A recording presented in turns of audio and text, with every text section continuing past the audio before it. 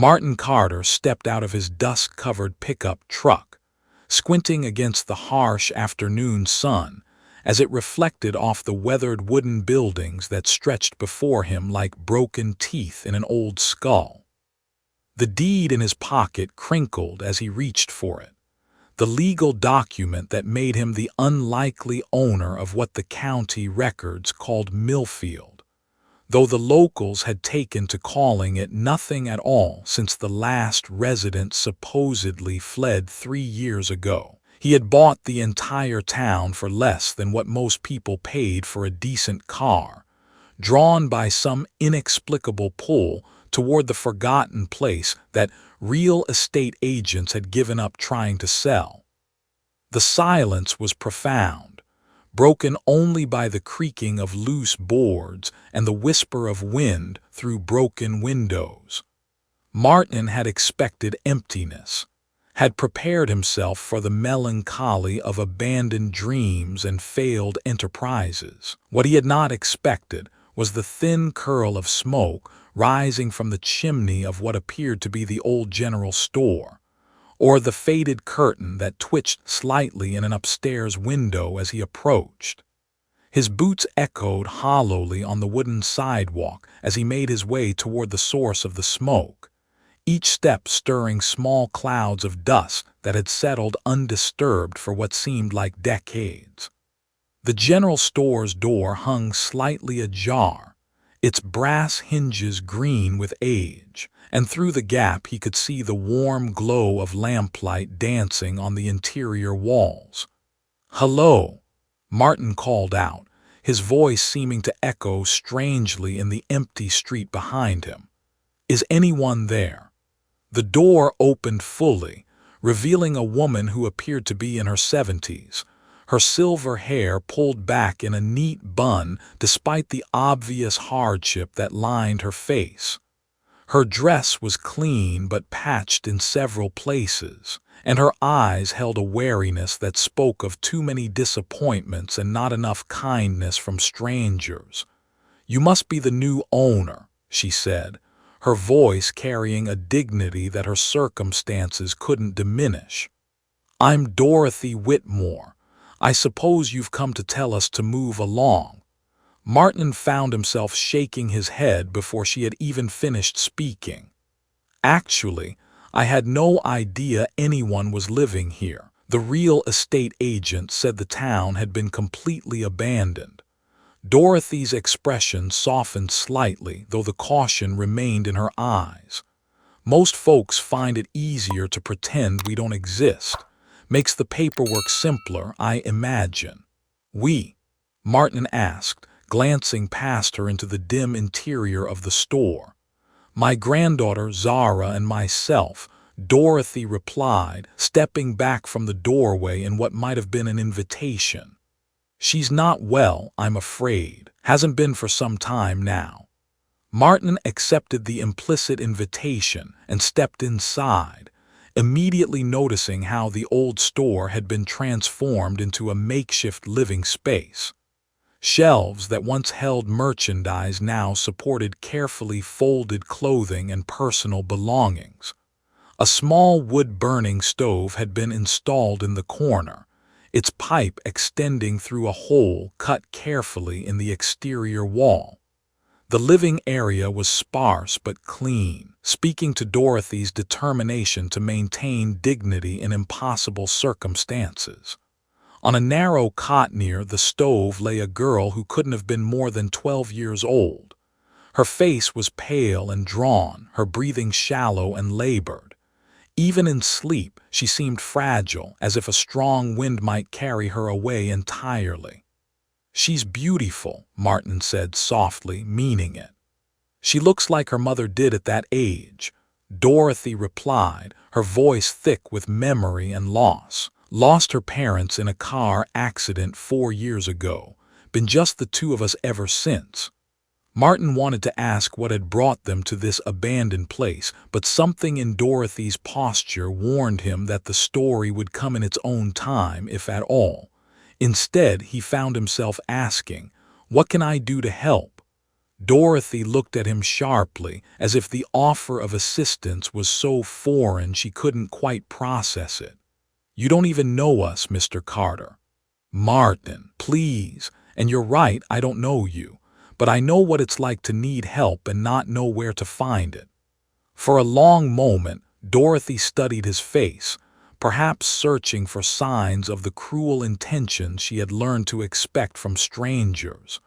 Whatever she saw there must have satisfied her, because she gestured toward a pair of mismatched chairs that served as the living room furniture.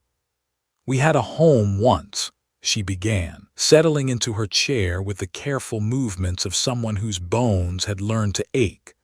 "A real home, with a garden and a front porch where Zara could play.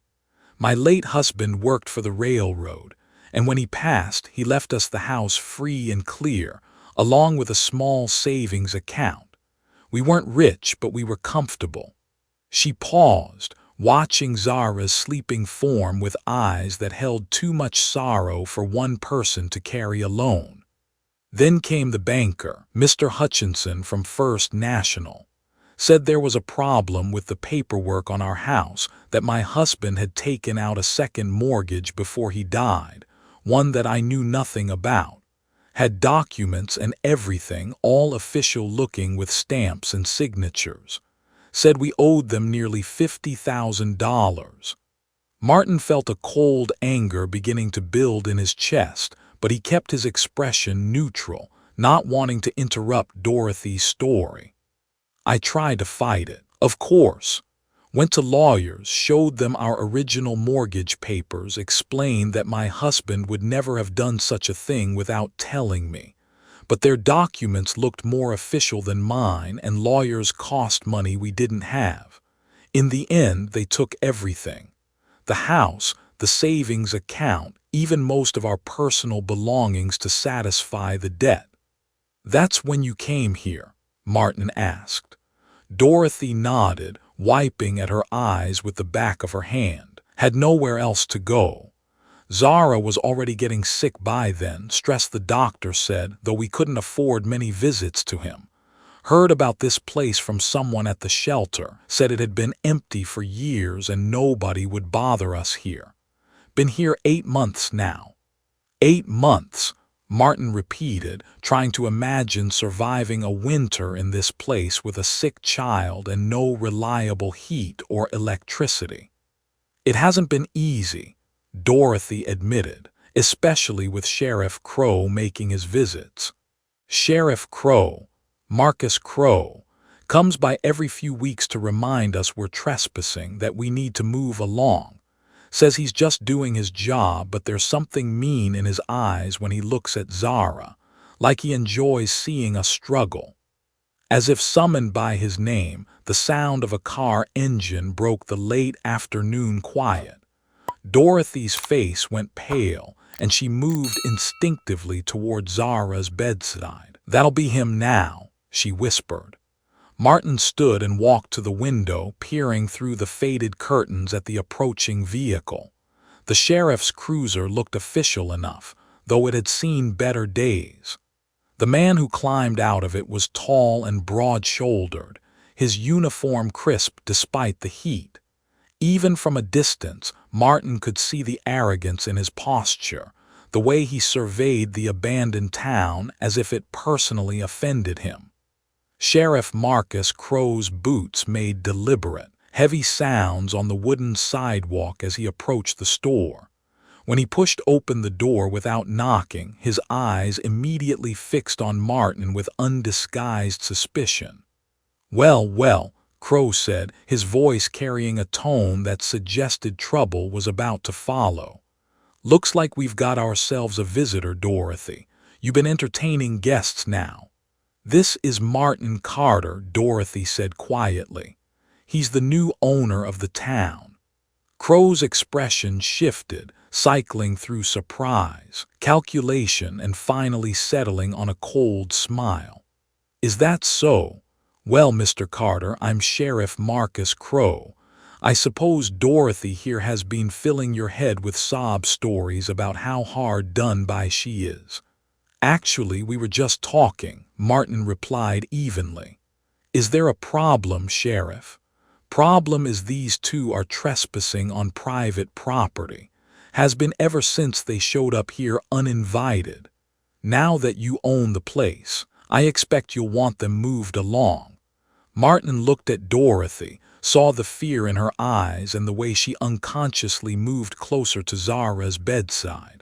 The girl had awakened at the sound of Crow's voice and was watching the interaction with eyes too old and worried for someone her age. I don't see any problem with them staying, Martin said finally. Crow's smile disappeared entirely. You sure about that? These people are nothing but trouble. Dorothy there owes money all over the county, and the girl's been nothing but a burden on the state medical system. From what I understand, Dorothy doesn't owe anyone anything. Sounds like she was the victim of fraud. That's not how the court saw it, Crow replied, his voice taking on a harder edge. Bank foreclosed fair and square. Woman's a deadbeat, pure and simple. Martin felt his temper rising but forced himself to remain calm. Well, Sheriff, seeing as how this is my property now, I think I'll decide who's welcome here. For a moment, the two men stared at each other, the tension in the small space growing thick enough to cut. Finally, Crow shook his head and stepped back toward the door. You'll regret this, Carter. These people are nothing but bad luck. When you come to your senses, you know where to find me. After the sheriff's departure, the store fell into a heavy silence. Zara had fallen back asleep, but her breathing seemed more labored than before, as if the stress of the confrontation had taken its toll on her already fragile health. You didn't have to do that, Dorothy said quietly. Sheriff Crow doesn't forget people who cross him. Good thing I'm not planning to do anything that needs forgetting, Martin replied. Dorothy, tell me more about this bank business. You said you had lawyers look at the paperwork. One lawyer, and not for very long, couldn't afford his fees after the first consultation. He said the documents looked legitimate, but something about the whole situation bothered him.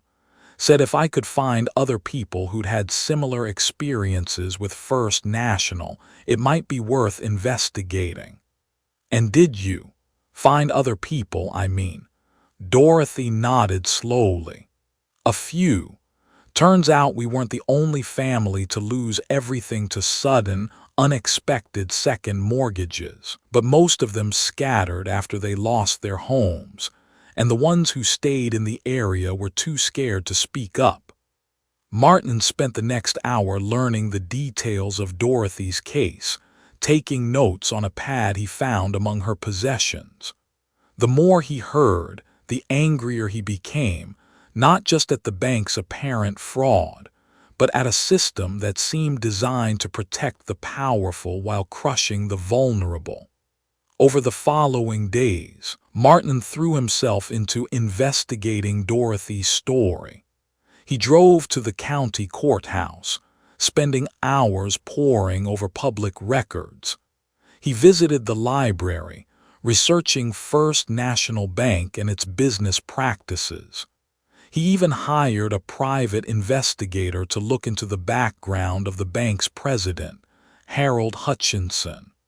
What he found was a pattern of predatory lending that stretched back nearly a decade. Families would receive what appeared to be legitimate loan documents months or even years after their original mortgages had been finalized. The paperwork always looked official, complete with forged signatures and falsified notary stamps. By the time victims realized what was happening, they were already caught in the bank's legal machinery, facing foreclosure proceedings they couldn't afford to fight. The private investigator's report revealed that Hutchinson had used similar schemes in 2 other states before arriving in their county. In each case, he had managed to stay one step ahead of law enforcement, closing his operations and moving on before anyone could build a case against him. But Martin also discovered something else. Sheriff Crow's name appeared on several documents related to the fraudulent foreclosures, not as an investigating officer, but as a witness to signatures and a notary for several of the questionable documents. Armed with this information, Martin began reaching out to other victims of the bank's schemes. It wasn't easy. Many had left the area entirely, while others were too frightened or ashamed to discuss their experiences. But gradually, he began to assemble a group of people who had lost everything to First National's fraudulent practices. There was James Morrison, a widower who had lost the farm that had been in his family for 3 generations. Sarah Chen, a single mother whose small restaurant had been seized to satisfy a loan she swore she had never taken out. Tom and Ellen Rodriguez, an elderly couple who had been forced to live in their car after losing their retirement home to a mysterious second mortgage. Each story was heartbreakingly similar. Official-looking documents appearing months or years after legitimate transactions, impossible debts that materialized from nowhere, and a legal system that seemed powerless or unwilling to help. As Martin worked to build his case, Dorothy continued to care for Zara, whose condition seemed to fluctuate with the seasons and her stress levels. Some days the girl would sit up in bed, talking quietly with her grandmother or asking Martin about his plans for the town. Other days she could barely manage to take the medicine that Dorothy somehow managed to afford with her meager resources. Sheriff Crow continued his regular visits, each time becoming more aggressive in his insistence that Dorothy and Zara needed to leave. He brought official-looking notices, threatened arrests, and generally made life as difficult as possible for the small family.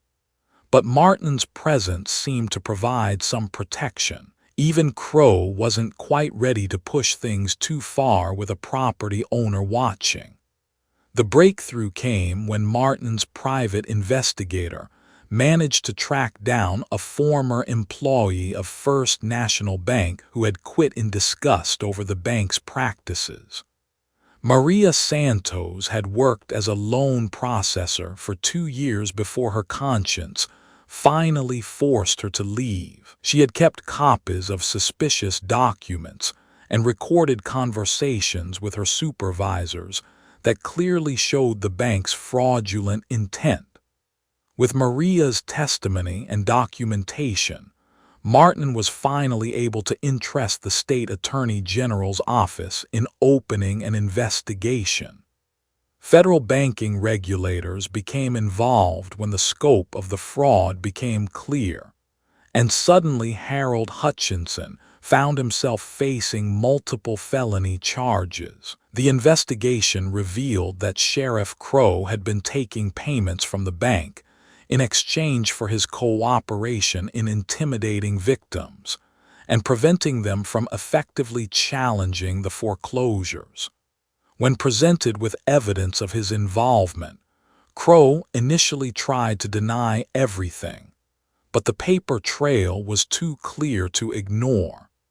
As the legal proceedings unfolded, something remarkable began to happen in the abandoned town of Millfield. The families who had been victimized by the bank scheme began to gather there, drawn by Martin's offer of temporary shelter while they rebuilt their lives. James Morrison brought his expertise in farming and began planning a community garden on the vacant lots between buildings.